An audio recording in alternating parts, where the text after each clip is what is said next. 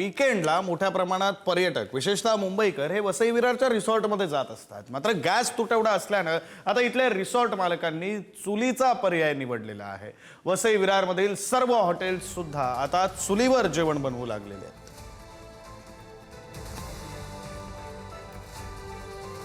प्रत्येक रिसॉर्टमध्ये सध्या ही परिस्थिती आहे। अनेक ठिकाणी अशा चुली ज्या आहेत त्या तयार करण्यात आलेल्या आहेत आणि चुलीवरचं जेवण याचा आस्वाद आता जे इथे रिसॉर्टमध्ये येणारे पर्यटक आहेत त्यांना घेता येणार आहेत। आणि याचं कारण असं झालंय की सध्या अमेरिका इराण युद्ध आहे आणि यामुळे कुठेतरी सिलेंडरचा तुटवडा आहे आणि यामुळे सगळे रिसॉर्ट व्यावसायिक आहेत ज्या ठिकाणी मोठ्या प्रमाणात वसई विरारमध्ये रिसॉर्ट आहेत त्या ठिकाणी अशा पद्धतीत चुली लावण्यात आलेल्या आहेत। आपल्यासोबत मॅग्नम रिसॉर्टचे आहेत कर्मचारी व्यावसायिक आहेत, मालक आहेत। काय सांगाल नेमकं काय पर्याय? नेमकं एवढंच वाटतंय का आता लोकांना तर व्यवस्थित चुलीवरचा स्वाद मिळणार आहे आणि जे आपण सांगितल्याप्रमाणे जो युद्धाचं जे युद्ध चालू आहे त्याचा भरपूर त्रास प्रत्येक म्हणजे घरातल्या गृहिणीला सुद्धा आहे गॅसचा तुटवड्याच्या हिशोबाने। तर हे लवकरात लवकर थांबेल। तुम्हाला नेहमी किती सिलेंडर लागायचे, आता किती पुरवठा होतो? आम्हाला तसे रोज 2 ते 3 सिलेंडर लागायचे। आता त्याचा तुटवडा फार आहे। हे चुलीवरचं जेवण जे आहे पण ह्याच्यासाठी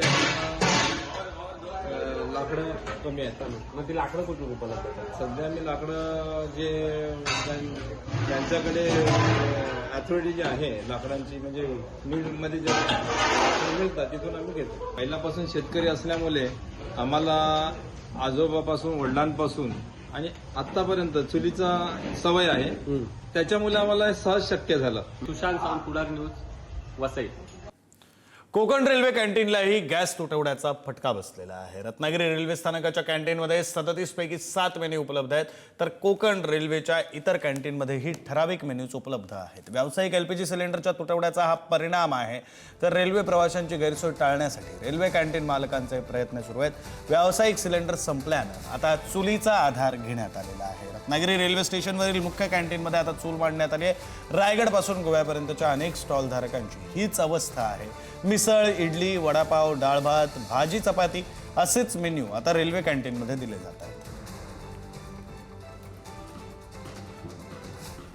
पाचवा दिवस आहे की गॅस सिलेंडर उपलब्ध नाही आहेत आणि या 5 दिवसांमध्ये खूप समस्यांना आम्हाला सामोरं जावं लागत आहे। 34 खाद्यपदार्थांची यादी असताना सुद्धा आम्हाला 6 ते 7 खाद्यपदार्थ आता द्यावे लागत आहेत। आम्ही देत असलेली जरी हा व्यवसाय असेल तर त्याच्याबरोबर सेवा ही निगडीत आहे।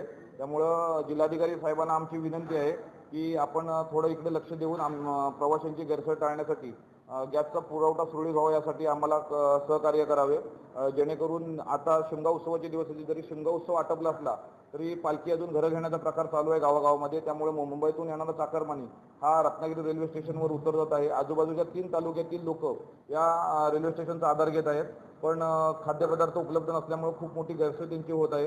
हे टाळण्यासाठी कृपया प्रशासनानं आम्हाला सहकार्य करावं। युद्धाचा परिणाम म्हणून गॅसचा तुटवडा झाल्यानं नागरिक हवालदिल झालेले पाहायला मिळाले। गॅसचा कोणताही तुटवडा नाही असं प्रशासनानं आवाहन करूनही नागरिक आजही भीतीच्या सावटाखाली असल्याचं पाहायला मिळतंय। घरात एक गॅसचा बाटला असूनही अजून एक असायला हवा म्हणून रोज गॅस एजन्सी ऑफिस बाहेर येऊन आटापिटा सुरू असल्याचं चित्र आहे। आमच्याकडे एक आहे मात्र अजून एक असायला हवा, कारण काही घडलं आणि बंद झालं तर त्रास नको म्हणून आम्ही कालही आलो होतो, मिळालं नाही, आजही आलो, अशी प्रतिक्रिया नागरिक देतात।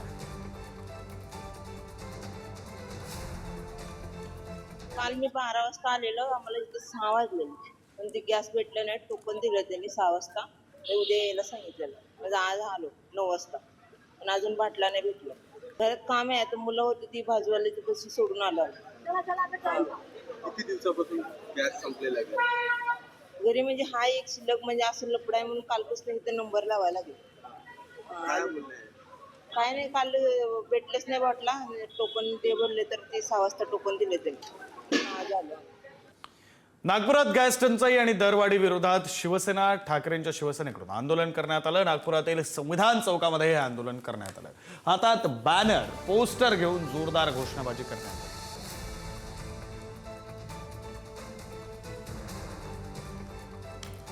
पंढरपूरच्या विठ्ठल मंदिरामध्ये गॅस टंचाईची समस्या नाहीये. विठ्ठल मंदिराच्या अन्नछत्रामध्ये कोणताही बदल नाही.